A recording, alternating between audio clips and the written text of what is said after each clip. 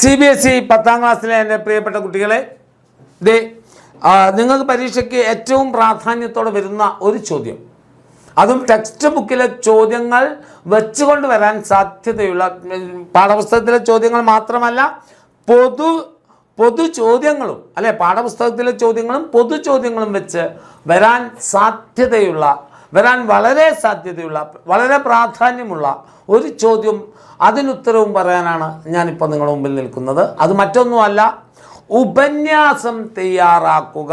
Essay writing എന്ന് നിങ്ങൾ ഇംഗ്ലീഷിൽ വിളിക്കുന്ന ഉപന്യാസം തയ്യാറാക്കുക. നിങ്ങൾക്കറിയാം, CBSE ബോർഡ് എക്സാമിന് ഉപന്യാസം ചോദിക്കാത്തൊരു ക്വസ്റ്റ്യൻ പേപ്പർ ഉണ്ടാവാറില്ല അല്ലേ, ഉണ്ടാവാറേ ഇല്ല. എല്ലാ കാലത്തും അവർ ചോദിക്കുന്ന ഒരു ചോദ്യം, അത് പാഠപുസ്തകത്തിലെ ചോദ്യം മാത്രമല്ല, പാഠപുസ്തകത്തിന് പുറത്തുള്ള ചോദ്യവും ചോദിക്കുമായിരിക്കും. അങ്ങനെ വരുമ്പോൾ നിങ്ങൾ കോമൺ ആയിട്ട് ഒരു ഉപന്യാസം എഴുതുമ്പോൾ എന്തൊക്കെ അറിയണം എന്നുള്ള കൃത്യമായൊരു ധാരണ നമ്മൾ വെച്ച് പുലർത്തിയാൽ കൃത്യമായിട്ട് നമുക്ക് ഏത് ചോദ്യം വന്നാലും അതിന് എഴുതാൻ സാധിക്കും. ആദ്യം നമുക്കുണ്ടാവേണ്ടത് ശീർഷകമുണ്ടാകണം കേട്ടോ. ശീർഷകം എങ്ങനത്തെ ആയിരിക്കണം? ഇത് നിങ്ങളുടെ ആൻസർ പേപ്പറാണെന്ന് കരുതുക. ഇവിടെ ആയിരിക്കണം എന്താ, ഇങ്ങനെ ഒരു തലക്കെട്ട്, അതായത് സെൻട്രൽ ശീർഷകം, ബാനർ ഹെഡ്ലൈനാണ് നിങ്ങൾ എന്തിനു കൊടുക്കേണ്ടത്? ഉപന്യാസത്തിന് കൊടുക്കേണ്ടത്. അതായത് നിങ്ങൾ സാധാരണ എഴുതാൻ ഉപയോഗിക്കുന്ന അക്ഷരങ്ങളുടെ വലിപ്പത്തിൽ നിന്നും അല്പം കൂടെ വലിയ അക്ഷരത്തിൽ വേണം നിങ്ങൾ തലക്കെട്ട് എഴുതാനെന്ന് ചുരുക്കം.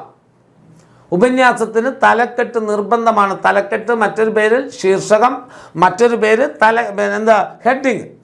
അതായത് ഉപന്യാസം എഴുതുമ്പോൾ നിങ്ങളൊരു ശീർഷകം കൊടുക്കണം, ആമുഖം ഉണ്ടാവണം, ഇൻട്രൊഡക്ഷൻ ഉണ്ടാവണം, നിർബന്ധമായിട്ടും ഇൻട്രൊഡക്ഷൻ ഉണ്ടാവണം. ഇൻട്രൊഡക്ഷൻ തന്നിരിക്കുന്ന ചോദ്യവും ആ ചോദ്യകർത്താവിനെ കുറിച്ചുമുള്ളതായിരിക്കണം. ഇപ്പോൾ ഉദാഹരണത്തിന്, യുദ്ധം വരുത്തി വെക്കുന്ന വിനാശകരമായ അവസ്ഥയെ കുറിക്കുന്ന ഒരു ഉപന്യാസം എഴുതുക എന്ന് നിങ്ങളോട് ചോദിച്ചാൽ ആദ്യം നമ്മൾ എഴുതും എന്താണ്? യുദ്ധം മാനവരാശിക്ക് ആപത്ത്, ശീർഷകമായല്ലേ. ഏറ്റവും വർത്തമാനകാലത്ത് ഏറ്റവും ചർച്ച ചെയ്യപ്പെടേണ്ട ഒരു വിഷയമാണ് യുദ്ധം വേണോ വേണ്ടയോ എന്നുള്ളത്.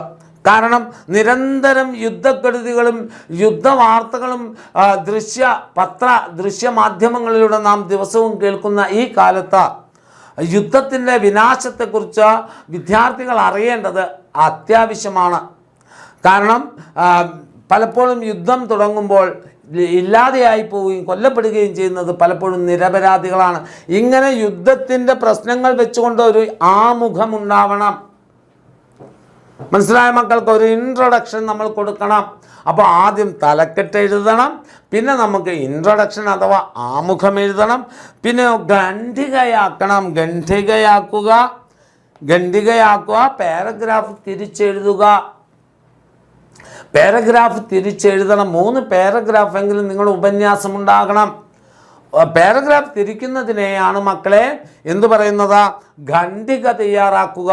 ഖണ്ഡിക ഉണ്ടാവണം എന്ന് പറയാൻ കാരണം ആശയ വ്യക്തത ഉണ്ടാകണം. നമുക്ക് പറയാനുള്ള തന്നിരിക്കുന്ന ചോദ്യം നമ്മൾ വളരെ വ്യക്തമായി എഴുതണം.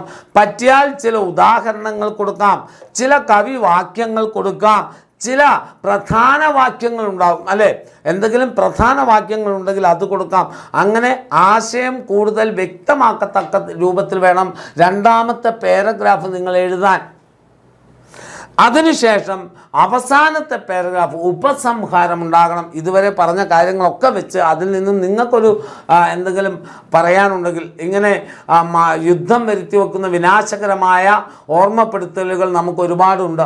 ഈ സമയത്തെങ്കിലും വിദ്യാർത്ഥികൾക്കിടയിലെങ്കിലും യുദ്ധമല്ല സമാധാനമാണ് ഈ ലോകത്ത് പുലരേണ്ടത് എന്ന ആശയം വരത്തക്ക രൂപത്തിലുള്ള പരിപാടികൾ സംഘടിപ്പിക്കുകയും യുദ്ധവിരുദ്ധ റാലികൾ സംഘടിപ്പിക്കുകയും ഒക്കെ ചെയ്യേണ്ടത് ഇന്നിൻ്റെ ആവശ്യകതയാണ്. ഇങ്ങനെ ആ യുദ്ധവുമായി ബന്ധപ്പെട്ടുകൊണ്ടുള്ള ഒരു കൺക്ലൂഷൻ ഭാഗമാണ് നിങ്ങൾ എഴുതേണ്ടത്. യുദ്ധം വന്നാൽ ഇത്രയുമാണ് ഒരു ഉപന്യാസം എഴുതുമ്പോൾ നമ്മൾ ശ്രദ്ധിക്കേണ്ട പ്രധാന കാര്യം. നോക്കൂ, മാതൃഭാഷയുടെ പ്രാധാന്യം കണ്ടോ. ഇതാണ് നിങ്ങളായിട്ട് ഇവിടെ സൈഡിലാണ്, ഇവിടെ എവിടെ വരണം? നിങ്ങളുടെ ടെക്സ്റ്റ് ബുക്കാണെങ്കിൽ ഇവിടെ വരണം മാതൃഭാഷയുടെ പ്രാധാന്യം എന്ന് പറഞ്ഞുകൊണ്ട്. ഏതൊരു മനുഷ്യൻ്റെയും ഏറ്റവും പ്രിയപ്പെട്ട ജീവനോപാധിയാണ് മാതൃഭാഷ. മാതൃഭാഷയിലൂടെയാണ് ഒരുവൻ്റെ സംസ്കാര രൂപീകരണം നടക്കുന്നത്. ഒരാൾ ജനിക്കുന്നതിന് മുമ്പ് തന്നെ അറിയുന്ന ഭാഷയാണ് മാതൃഭാഷ. ഒരുവൻ ജനിക്കുന്നതിന് മുമ്പേ മാതൃഭാഷ അവൻ പഠിക്കുന്നുണ്ട്. അമ്മയുടെ ഗർഭത്തിലിരിക്കുമ്പോൾ തന്നെ കുഞ്ഞ് മാതൃഭാഷ പഠിക്കുന്നുണ്ട്. അതുകൊണ്ടാണ് അമ്മയുടെ എഴുത്തുകൾ എന്ന് പറയുന്ന കവിതയിൽ മധുസൂദനൻ നായർ പറയുന്നുണ്ട്, നാദമായി വന്നെൻ്റെ നാവിലെത്താനായി നാഭിയിൽ സ്പന്ദിച്ചുള്ളോരി എഴുത്തുകൾ എന്ന്. അപ്പോൾ മാതൃഭാഷയുടെ വിരലിൽ തൂങ്ങിയാണ് അവൻ ജീവിതത്തിലേക്ക് പിച്ച വെച്ച് നടക്കുന്നത്. ലളിതമെങ്കിലും മാതൃഭാഷയിലൂടെ സൗന്ദര്യം വിളിച്ചോതുന്ന കവിതയാണ് ചങ്ങമ്പുഴയുടെ കവിതകൾ. അക്ഷരാവർത്തനങ്ങളിലൂടെ കിട്ടുന്ന താളഭംഗിയും മറ്റും അദ്ദേഹത്തെ മറ്റു കവികളിൽ നിന്നും വ്യത്യസ്തനാക്കുന്നു. മലയാള കവിതയെ കാവ്യനർത്തകിയുമായി അദ്ദേഹം ചിത്രീകരിക്കുന്നത് എത്ര മനോഹരമാണ്. വാക്കിൻ്റെ കരുത്താണ് ഒരുവനെ അളക്കാനുള്ള അളവുകോൽ എന്ന് കുഞ്ഞുണ്ണി മാഷ് പറയുമ്പോൾ മാതൃഭാഷയുടെ കരുത്ത് തന്നെയാണ് ഇവിടെയും പ്രകടമാകുന്നത്. അപ്പോൾ ഓരോ കവികളുടെയും പ്രധാന വാക്യങ്ങൾ ഇവിടെ കൊടുത്തിട്ടുണ്ട്. മനസ്സിലായില്ലേ? മാതൃഭാഷയുടെ ഉപയോഗം കൃത്യമായി അറിയുന്ന ഒരു വ്യക്തിക്ക് ഇവിടെ പാരഗ്രാഫ് തിരിച്ചെഴുതണം. ആദ്യത്തെ ആ ഭാഗം ഒരു പാരഗ്രാഫാണ് കേട്ടോ. ഒരു വ്യക്തിക്ക് ജീവിതത്തിൽ ഉയർച്ച ഉണ്ടാകും. അതിനുദാഹരണമാണ് ഭാഷാപിതാവായ എഴുത്തച്ഛൻ സമ്മാനിച്ച ശക്തമായ കാവ്യഭാഷ. പിന്നീട് വന്ന കവികൾക്കെല്ലാം മാർഗദർശിയായി മാറിയത് നാം കണ്ടതാണ്. ഒരു ഉപന്യാസം എഴുതുമ്പോൾ ഇതാണ് അതിൻ്റെ ശൈലി എന്ന് പറയാൻ ഒരു ഉപന്യാസം തന്നെ ഞാൻ നിങ്ങൾ കൊണ്ടുവന്നത്. രണ്ടു കൈവഴിയായി ഒഴുകിയിരുന്ന ഭാഷയെ കരുത്തുറ്റ ഭാഷയാക്കിയത് അദ്ദേഹം തന്നെയാണ്. എന്നാൽ ഇന്ന് നമ്മുടെ മാതൃഭാഷ വേണ്ട രീതിയിൽ ഉപയോഗിക്കുന്ന ഒരു ഇളം തലമുറ നമുക്കില്ല എന്നുള്ളതാണ് ഏറെ വേദനിപ്പിക്കുന്ന കാര്യം. കൃത്യമായി മാതൃഭാഷ ഉപയോഗിക്കാനോ എഴുതാനോ അറിയാതെ പറയാനോ കഴിയുന്നവർ ഇന്ന് വളരെ കുറവാണ്. ഈ നില മാറണം. മറ്റുള്ള ഭാഷകൾ വേണ്ട എന്നല്ല, പെറ്റമ്മയായി നമ്മൾ മാതൃഭാഷയെ തന്നെ കാണണം. ഇതാണ് കൺക്ലൂഷൻ ഭാഗം. ഇപ്പോൾ ഞാൻ ഈ തന്നിരിക്കുന്ന ആശയത്തെ നിങ്ങൾ എന്ത് ചെയ്യണം? ഒരു 3 പാരഗ്രാഫുള്ള ഉപന്യാസമാക്കി മാറ്റണം. ഇതാണ് ഉപന്യാസം തയ്യാറാക്കുമ്പോൾ ശ്രദ്ധിക്കേണ്ട പ്രധാന കാര്യങ്ങൾ. ഓക്കെ ആണോ മക്കളെ? മനസ്സിലായോ മക്കളെ? അപ്പോൾ നമുക്ക് അടുത്തൊരു വീഡിയോയുമായി വീണ്ടും കാണാം. അതുവരേക്കും ബൈ.